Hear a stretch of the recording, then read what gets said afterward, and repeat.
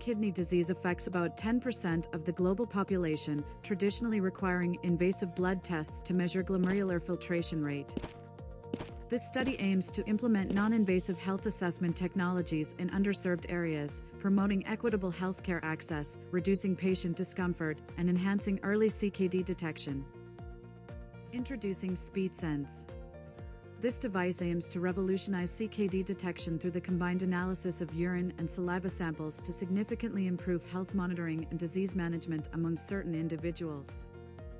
Integration of technology and different networks will empower patients to monitor their health for early detection and personalized intervention strategies.